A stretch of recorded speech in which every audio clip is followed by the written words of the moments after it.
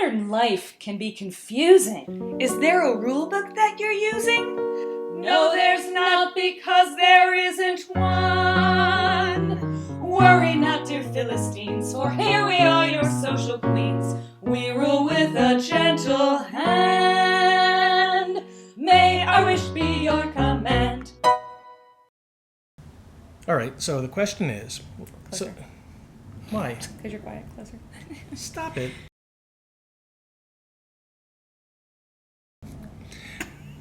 So the question is...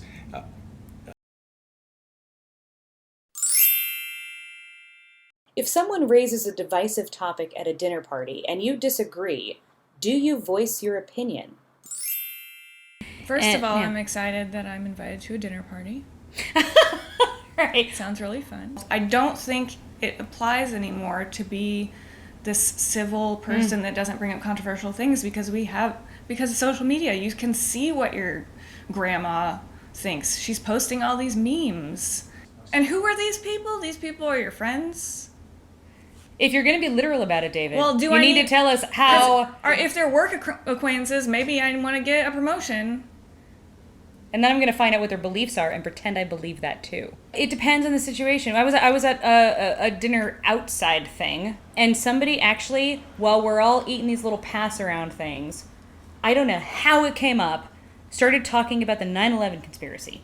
And in the situation, I immediately thought in my head, this person's a moron, and I can't talk to this person anymore. You know, I kind of made one half-ass argument to it. Well, that's not accurate because this, and when he went on, I'm like, okay, and I politely changed the subject, and we talked about the food. Now, the person who brings up the 9/11 conspiracy out of nowhere is not good. Never invited again.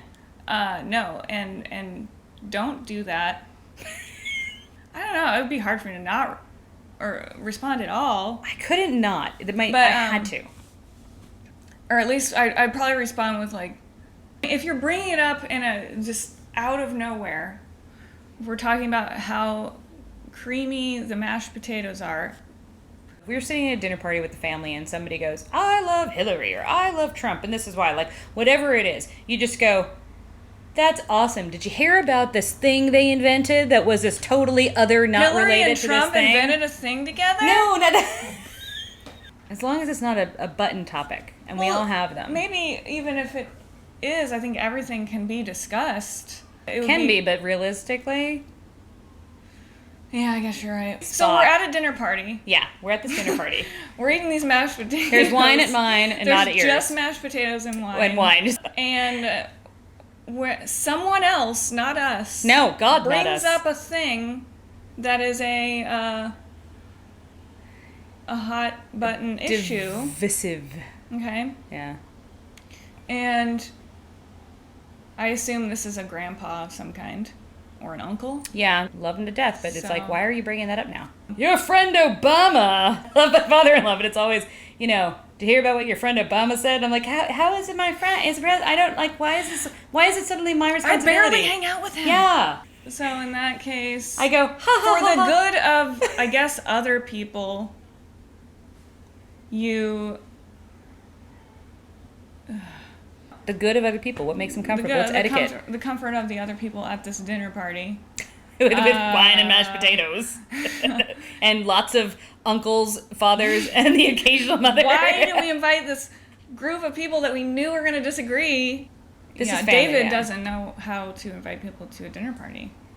That's the problem. What his This problem is if I'm a guest at somebody else's I party. like arguing, so I cannot say that I wouldn't engage in it. And I know that there have been many times in my life where people have been like, I wish you weren't arguing about that right now. You can tell if someone's just like not going to be able to be reasoned with, but... You probably also don't hate people for their beliefs.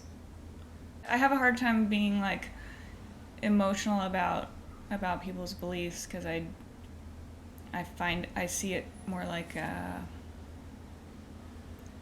science experiment or something. I'm saying I'm a scientist. I'm an emotional person, but I'm just not emotional when it comes to like things that matter. And my initial thing would be, don't talk about it because I worry so much that, oh no, people are going to be mad at each other. You should respect people in terms of not letting it get out of control. So you ruin the dinner party. No, wait, she wouldn't ruin the dinner party, Yes, David. she's arguing. The person wanna who ruin would the ruin the dinner dinner party is the person who brought it up, or It takes two people no, to ruin the I have no. never gotten up and walked out or stomped out of a room. I want to get into it. I want to talk about it. I don't want to yell about it and I'm not being mad, but people's perception of anyone disagreeing. I would say the edict for the David's dinner party question with his terribly curated guests is that you gauge the room. What do you think? No? Do you want to live in this world? Do you want to continue deciding to live in this world where you just sit there and you're like, oh, wow. It's just like, oh God, I just want to eat and leave as soon as possible. Then why are you? And that's the thing. This dinner party sucks. I want the world to be to be a place where we can talk to each other even if we disagree. So if I'm silent, then I'm supporting the world not being like that. So therefore, I should not be silent. Because if must you engage? I'm not familiar enough with dinner at the parties. I don't know. Neither am I. We got to invite you to more dinner parties. Right then, must you do it? Oh man, I don't know. Act in ways that support the world you want to live in.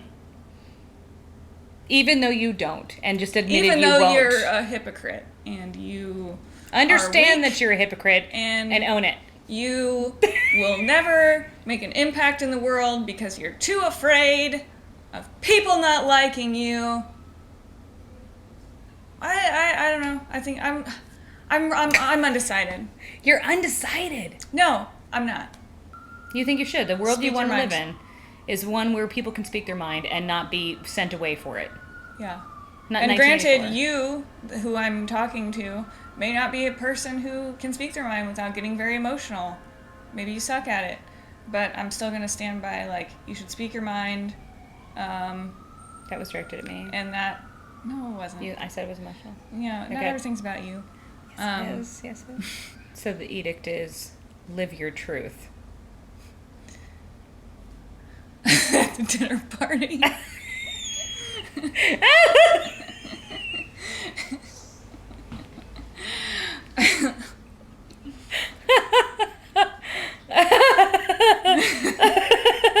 You couldn't respond to someone who'd be like, what? That's ridiculous. You have to be logical. It's hard to speak logically about something that is an emotional issue.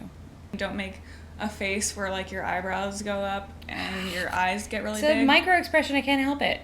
So the world in which what you want to live in is one that is filled with horrible, ruined, awkward dinner parties. No, the world that I want to live in is not an apocalyptic dinner party hell. It's where people discuss everything, where people can have logical discussions and learn from them and find them interesting, that they have different points of view. I know that that's hard. It's a tall order, but that's what. Planet Vulcan. But yes, I want everyone to be a Vulcan, and so if I want that, then I have to be a Vulcan. And there we have our edict.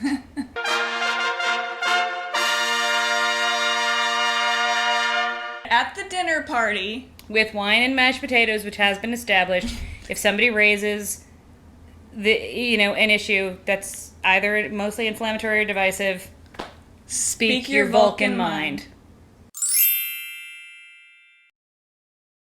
fax us your comments. Fax us from your dinner party. Yeah. Because if you're having a sit-down dinner party, no, they do that. That's a whole new thing. They're on Instagram and everything. Does that cup have music in it? Oh. What? That was a magic cup. You just poured music out for a second. May our wish be your command.